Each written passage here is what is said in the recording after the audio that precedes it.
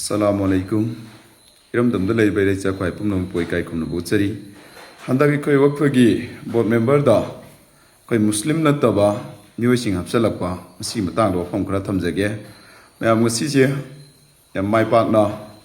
khoi gi haibong makhong amadi khela khong uchiana staw ahum khunjaw hum sipun ba relim su sa sakhi. Mayam dai na thamjaningi badi ai khoi BJP hariba government sida mukhoina paliba sarkar sida ngasi phoba akhoi gi pangal haiba tare India da har gana Muslim Manipur ha pangal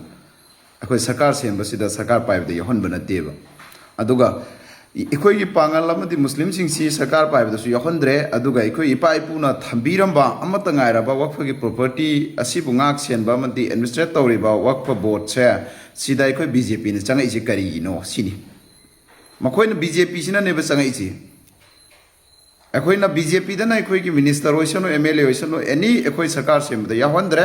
aduga akoy ki Muslim gi oina amakak tang ngaina leiraba wakpa bot ta neba BJP ne changang yaurisi. Akoy chili naw sing akoy na khanda gadab si atai matter na te ko BJP na changai ni akoy wakpa bot ta BJP aduga akoy gi lilong gi akoy bingoi na pallabada Nisab Maulana Alhas Mahidin akhoi gi Manipur pumna maki leader ni kari go leba ki su kya da su thogai me am su khoi tawkhre mamang gi akhoi gi da so akhoi achau ba thodang lokhiba amadi maula akhoi gi lilong da leiriba Jametulul ma sing Manipur gi di khoi lilong si Muslim gi yamna chaw na leiba famni khoi si yam thajaba sau sang leiba famni kari gi no ngasi lilong na silent leibiri basi BJP na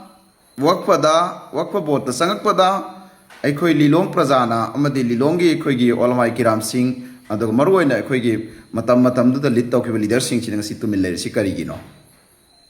masi hangjrei se mayam akhoi personal nate akhoi gi leader ni haiba akhoi na mayam na appreciate tawba akhoi mayam na regard tawba izat tawba olmai kiram singh nakhoi da akhoi na haijadraga hangjadraga kanada hangani warobi gano aduna akhoi lilong parja se athubuda hobiro amadi akhoi gi misap sing na hana loromi ba thodang sing do handak ki se lobiyo karisu asida chairman adu asigi karim laite BJP na Manipur Muslim gi wakpo bot sangak paneba amadi India gi wakpo bot sangak paneba masi akhoi yapam thokpra thoktabra si sai sanam tang khanda seba Maramdi akhoi amukasu hala haige mayamda sarkar sida akhoi gi Muslim ma single makhoi majority sarkar sida yawbana te double engine sarkar sida yawbana te ba adu kari gi no ba akhoi gi BJP ne akhoi wakpa da sangai se aduna masigi wakpa sida di akhoi wakpa bot sida any Islam lining chatliba amadi Musalman hai ba miyoi singna